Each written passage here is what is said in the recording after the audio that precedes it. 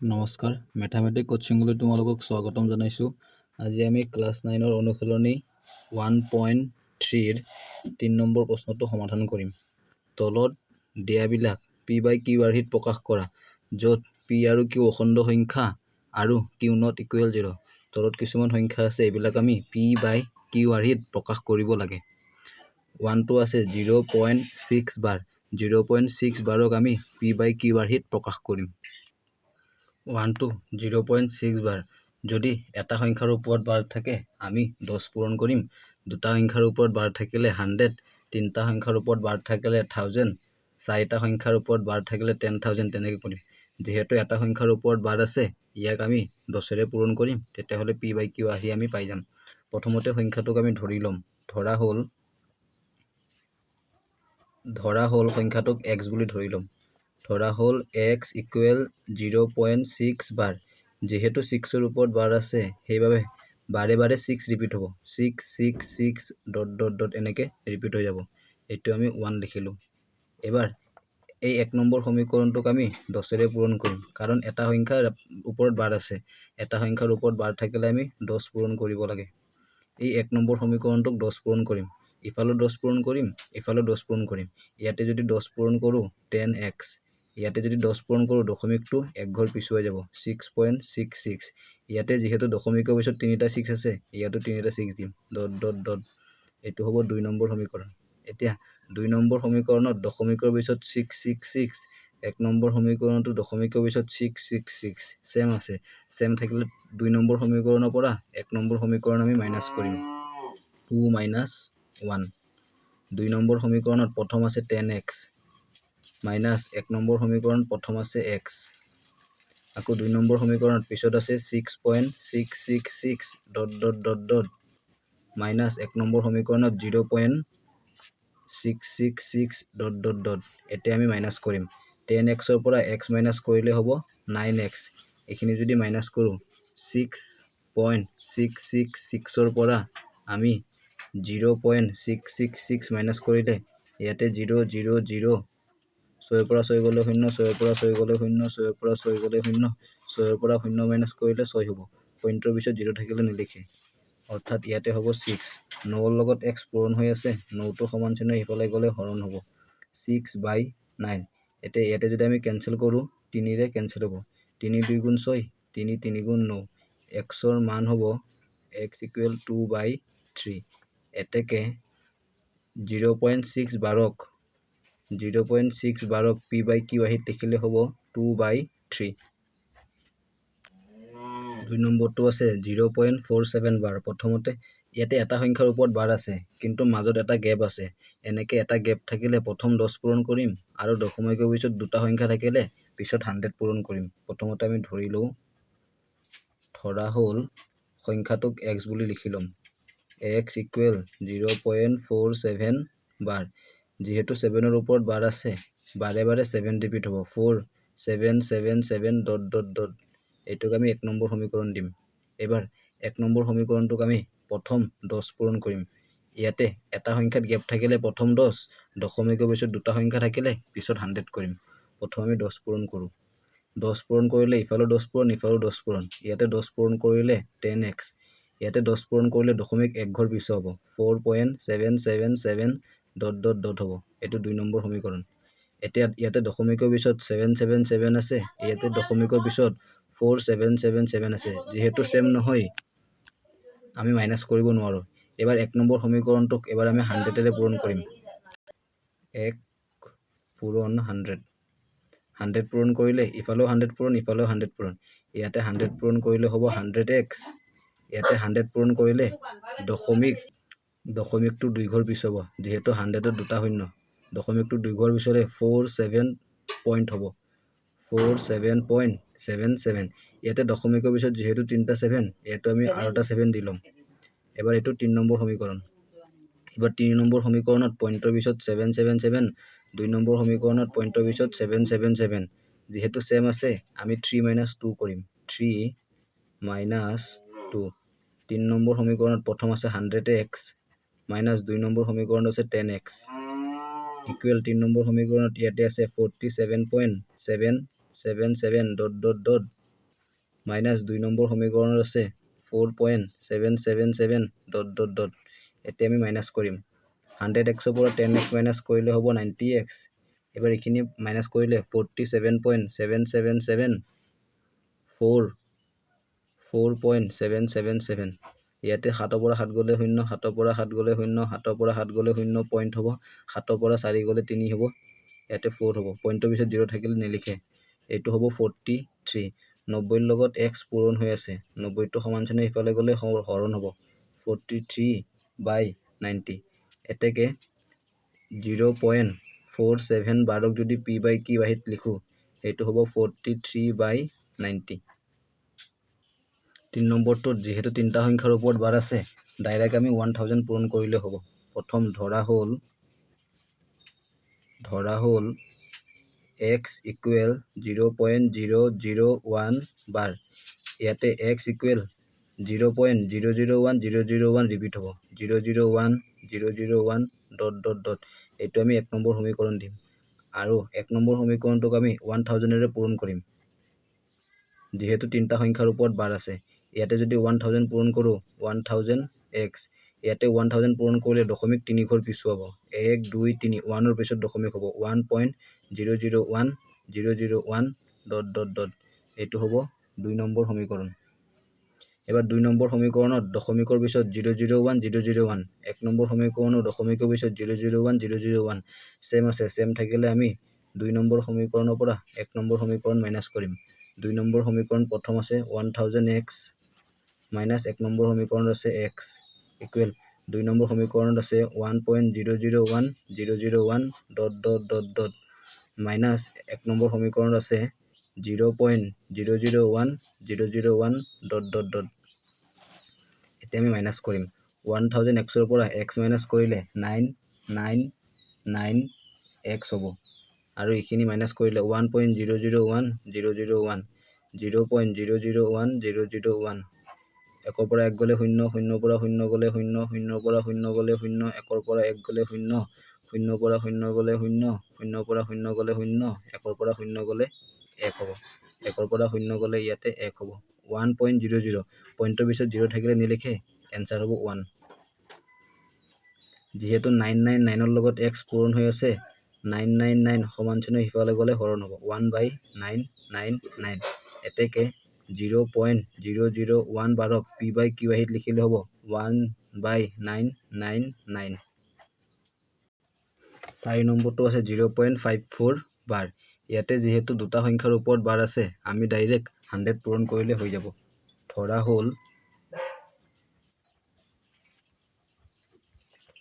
x equal 0.54 বাৰ যেহেতু 54 ৰ ওপৰত বাৰ আছে 0.54 তেনেকে ৰিপিট হ'ব এইটো আমি 1 নম্বৰ সমীকৰণ দিলো যেহেতু দুটা সংখ্যাৰ ওপৰত বাৰ আছে সেইবাবে আমি 100 এৰে পূৰণ কৰিম 1 নম্বৰ সমীকৰণটোক 100 এৰে পূৰণ কৰিম ইয়াত 100 পূৰণ কৰিলে হ'ব 100x ইয়াতে 100 পূৰণ কৰিলে দশমিক 2 ঘৰ পিছুৱাব 54.54 এনেকুৱা হ'ব ...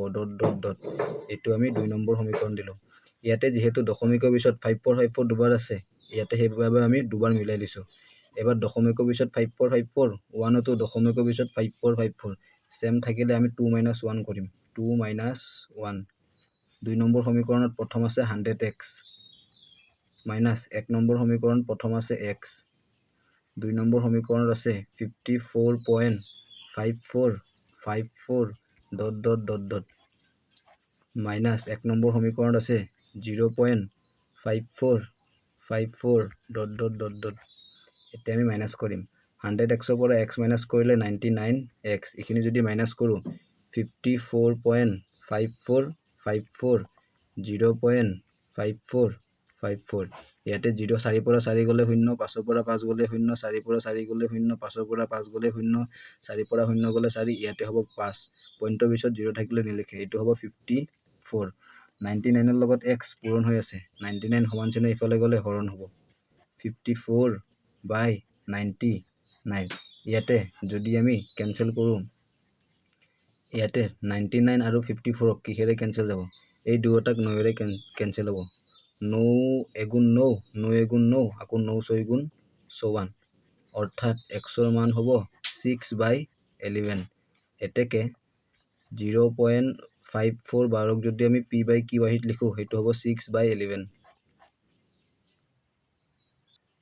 5 নম্বৰটো আছে 0.59 বাৰ। ইয়াতে এটা সংখ্যাৰ ওপৰত বাৰ আছে আৰু মাজত এটা গেপ আছে। এটা গেপ থাকিলে প্ৰথম 10 পূৰণ কৰিম, দশমিকৰ পিছত দুটা সংখ্যা আছে, পিছত 100 পূৰণ কৰিম। ধৰা হ'ল x ইকুৱেল 0.59 বাৰ। যিহেতু 9ৰ ওপৰত বাৰ আছে, বাৰে বাৰে 9 ৰিপিট হ'ব। 0.5999 ... এইটো 1 নম্বৰ সমীকৰণ। এবাৰ 1 নম্বৰ সমীকৰণটোক আমি 10ৰে পূৰণ কৰিম, কাৰণ মাজত এটা সংখ্যা গেপ আছে। ইয়াত যদি 10 পূৰণ কৰোঁ 10x, ইয়াতে 10 পূৰণ কৰিলে দশমিক এক ঘৰ পিছ হ'ব 5.999 ... এইটো হ'ব 2 নম্বৰ সমীকৰণ। 1 নম্বৰ সমীকৰণত পইণ্টৰ পিছত 999 আছে, 2 নম্বৰ সমীকৰণত পইণ্টৰ পিছত 999 আছে, 1 নম্বৰ সমীকৰণত পইণ্টৰ পিছত 599 আছে। যিহেতু চেম নহ'লে আমি মাইনাছ কৰিব নোৱাৰোঁ। 1 নম্বৰ সমীকৰণটোক আকৌ এবাৰ দশমিকৰ পিছত দুটা সংখ্যা থাকিলে 100 পূৰণ কৰিম। এতিয়া যদি ইয়াতে 100 পূৰণ কৰোঁ 100x, ইয়াতে যদি 100 পূৰণ কৰোঁ দশমিক 2 ঘৰ পিছ হ'ব, 59ৰ পিছত দশমিক হ'ব 59.99। যিহেতু দশমিকৰ পিছত ইয়াতে 3টা 9 আছে, ইয়াতে আমি আৰু এটা 9 দিব লাগিব যাতে 3টা হয়। এইটো 3 নম্বৰ সমীকৰণ। এবাৰ 3 নম্বৰ সমীকৰণত পইণ্টৰ পিছত 999, 2 নম্বৰ সমীকৰণত পইণ্টৰ পিছত 999। এবাৰ আমি 3 - 2 কৰিম। 3 - 2। 3 নম্বৰ সমীকৰণত প্ৰথম আছে 100x, মাইনাছ 2 নম্বৰ সমীকৰণত আছে 10x। 3 নম্বৰ সমীকৰণত আছে 59.999 ... মাইনাছ 2 নম্বৰ সমীকৰণ আছে 5.999 ... এতিয়া আমি মাইনাছ কৰিম।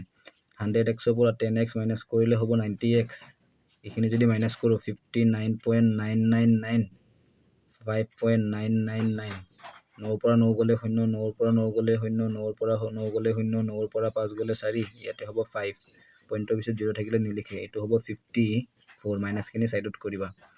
90ৰ লগত x পূৰণ হৈ আছে, 90 সমান চিহ্ন ইফালে গ'লে হ'ব হৰণ, 54/90। এইবাৰ এতেকে xৰ মান পালোঁ 54/90। এতেকে 0.59 বাৰক p/q লিখিলে হ'ব 54/90। 6 নম্বৰটোত আছে 0.34545ৰ ওপৰত বাৰ আছে। ইয়াতে এটা সংখ্যাত গেপ আছে, প্ৰথম 10 পূৰণ কৰিম, দশমিকৰ পিছত 3টা সংখ্যা আছে, পিছত আমি 1000 পূৰণ কৰিম। প্ৰথমতে লিখিম ধৰা হ'ল x ইকুৱেল 0.345 বাৰ। যিহেতু 45ৰ ওপৰত বাৰ আছে, বাৰে বাৰে 45 ৰিপিট হ'ব, 0.434545 ... এইটো 1 নম্বৰ সমীকৰণ। এবাৰ 1 নম্বৰ সমীকৰণটো প্ৰথম আমি 10 পূৰণ কৰিম, কিয়নো এটা সংখ্যাৰ মাজত বাৰ নাই, এটা গেপ আছে, 10 পূৰণ কৰিম। ইয়াতে 10 পূৰণ কৰিলে 10x, ইয়াতে 10 পূৰণ কৰিলে দশমিক এক ঘৰ পিছ হ'ব 3.4545 ... এইটো হ'ব 2 নম্বৰ সমীকৰণ। এবাৰ যিহেতু দশমিকৰ পিছত 4545, ইয়াতে দশমিকৰ পিছত 34545 চেম নহয়, চেম থাকিলে 2 - 1 কৰিলোঁ হয়। সেইবাবে আমি 1 নম্বৰ সমীকৰণটোক এবাৰ দশমিকৰ পিছত 3টা সংখ্যা আছে 1000ৰে পূৰণ কৰিম। ইয়াতে 1000 পূৰণ কৰিলে 1000x, ইয়াতে 1000 পূৰণ কৰিলে দশমিক 3 ঘৰ পিছ হ'ব, 1 2 3, 345.45 হ'ব। যিহেতু ইয়াতে 4545 দুবাৰ আছে, ইয়াতো আমি মিলাই কিনে দুবাৰ কৰি ল'ম। এবাৰ আমি নিজাকে দি লৈছোঁ। এবাৰ 3 নম্বৰ সমীকৰণত দশমিকৰ পিছত 4545, 2 নম্বৰ সমীকৰণত দশমিকৰ পিছত 4545, 3 - 2 কৰিম। 3 - 2। 3 নম্বৰ সমীকৰণত প্ৰথম আছে 1000x, মাইনাছ 2 নম্বৰ সমীকৰণত আছে 10x।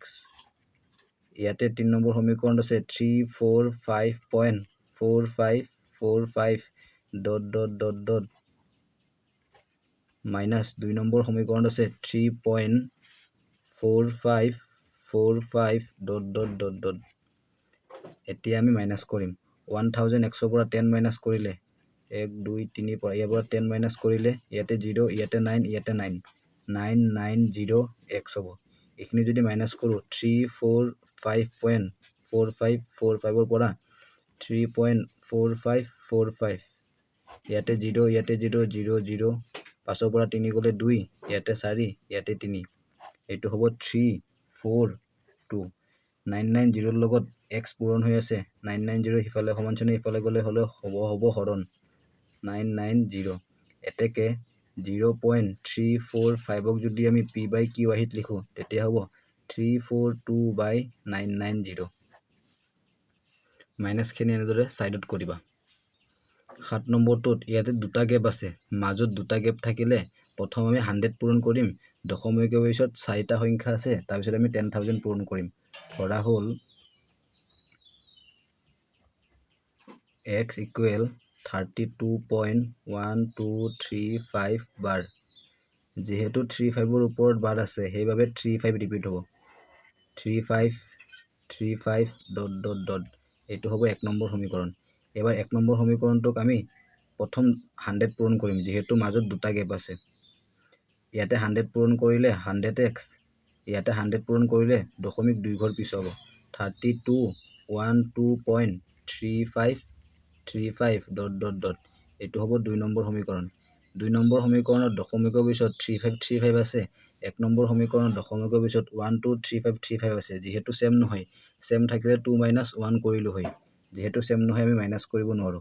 এবাৰ 1 নম্বৰ সমীকৰণটোক আকৌ পূৰণ কৰিম, যিহেতু দশমিকৰ পিছত 4টা সংখ্যা আছে, 10,000 এৰে পূৰণ কৰিম। ইয়াত যদি 10,000 পূৰণ কৰো 10,000x, ইয়াতে যদি 10,000 পূৰণ কৰো দশমিক 4 ঘৰ পিছুৱাই যাব, 1 2 3 4, যিহেতু এটা 4টা শূন্য আছে 4 ঘৰ পিছুৱাব। যিহেতু ইয়াতে দশমিকৰ পিছত 3535 দুবাৰ আছে, ইয়াতেও আমি দুবাৰ, এবাৰ আমি নিজাকে দি মিলাই লৈছো, এইটো হ'ব 3 নম্বৰ সমীকৰণ। এবাৰ 3 নম্বৰ সমীকৰণত পইণ্টৰ পিছত 3535, 2 নম্বৰ সমীকৰণত পইণ্টৰ পিছত 3535 সেম আছে, সেইবাবে আমি 3 - 2 কৰিম। 3 নম্বৰ সমীকৰণত প্ৰথম আছে 10,000x মাইনাছ 100x। 3 নম্বৰ সমীকৰণত পিছত আছে 321235.3535 ... মাইনাছ পিছতটো হ'ব 323212.3535 ... এতিয়া আমি মাইনাছ কৰিম, 10,000xৰ পৰা 100x মাইনাছ কৰিম, 0 0, ইয়াতে হ'ব 9, ইয়াতে হ'ব 9, 9900x, এইখিনি যদি আমি মাইনাছ কৰোঁ 321235.3535, ইয়াতে হ'ব 2123.3535, এইখিনি 0 0 0 0 হ'ব, মাইনাছ কৰিলে 5ৰ পৰা 2 গ'লে 3, 3ৰ পৰা 1 গ'লে 2, 2ৰ পৰা 2 গ'লে 0, 1 ধাৰ কৰিলে 11, 11ৰ পৰা 3 গ'লে 8 হ'ব, ইয়াতে হ'ব 1, ইয়াতে হ'ব 3, 318023, পইণ্টৰ পিছত 0 থাকিলে নিলিখে, মাইনাছখিনি ছাইডত কৰিবা। যিহেতু ইয়াতে xৰ লগত এইখিনি পূৰণ হৈ আছে, ইফালে গ'লে হৰণ হ'ব, x ইকুৱেল 318023/9900। এতেকে 32.1235 বাৰক p/q আহিত লিখিলে ওপৰত হ'ব 318023, তলত হ'ব 9900। 8 নম্বৰটো আছে 0.37 বাৰ। ইয়াতে মাজত এটা সংখ্যা গেপ আছে, প্ৰথম 10 পূৰণ কৰিম, দশমিকৰ পিছত দুটা সংখ্যা আছে, পিছত 100 পূৰণ কৰিম। ধৰা হ'ল x ইকুৱেল 0.37 বাৰ। যিহেতু 7ৰ ওপৰত বাৰ আছে, বাৰে বাৰে 7 ৰিপিট হ'ব, 7 7 7 ... এইটো 1 নম্বৰ সমীকৰণ। এবাৰ 1 নম্বৰ সমীকৰণক প্ৰথম 10ৰে পূৰণ কৰিম, কিয়নো মাজত এটা গেপ আছে, সেইবাবে 10 পূৰণ। ইয়াতে 10 পূৰণ কৰিলে 10x, ইয়াতে 10 পূৰণ কৰিলে দশমিক 1 ঘৰ পিছুৱাব, 3.777 ... এইটো হ'ব 2 নম্বৰ সমীকৰণ। 2 নম্বৰ সমীকৰণত দশমিকৰ পিছত 777 আছে, 1 নম্বৰ সমীকৰণত দশমিকৰ পিছত 3777 আছে। যিহেতু সেম নাই আমি মাইনাছ কৰিব নোৱাৰো, সেইবাবে 1 নম্বৰ সমীকৰণটোক আকৌ দশমিকৰ পিছত দুটা সংখ্যা আছে 100ৰে পূৰণ কৰিম। 1 নম্বৰ সমীকৰণত যদি 100 পূৰণ কৰোঁ, ইয়াতে 100 পূৰণ কৰিলে হ'ব 100x, ইয়াতে 100 পূৰণ কৰিলে দশমিক 2 ঘৰ পিছুৱাব, 37.77 হ'ব। যিহেতু ইয়াতে দশমিকৰ পিছত 3টা 7 আছে, ইয়াতে আমি আৰু এটা 7 দিম, যাতে 3টা 3টা সেম মিলে, ডট ডট ডট এইটো হ'ব 3 নম্বৰ সমীকৰণ 3 নম্বৰ সমীকৰণত দশমিকৰ পিছত 777 2 নম্বৰ সমীকৰণত দশমিকৰ পিছত 777 এতিয়া আমি 3 - 2 কৰিম 3 - 2 3 নম্বৰ সমীকৰণত প্ৰথম আছে ইয়াতে 100x মাইনাছ 2 নম্বৰ সমীকৰণত প্ৰথম আছে 10x 3 নম্বৰ সমীকৰণত প্ৰথম আছে 37.777 dot dot dot minus 2 number সমীকৰণত আছে 3.777 ডট ডট ডট এতিয়া আমি মাইনাছ কৰিম 100x পৰা 10x মাইনাছ কৰিলে হ'ব 90x 37.777 পৰা 3.777 মাইনাছ কৰিম ইয়াতে 0 0 0 7 পৰা 3 গ'লে 4 ইয়াতে হ'ব 3 পইণ্টৰ পিছত 0 থাকিলে নিলিখে 34 90 লগত x পূৰণ হৈ আছে 90 সমান চিহ্ন ইফালে গ'লে হৰণ হ'ব 34/90 এতেকে 0.37 বাৰক p/q আহিত লিখিলে হ'ব 34/90 আৰু মাইনাছখিনি এনেকৈ চাইডত কৰিবা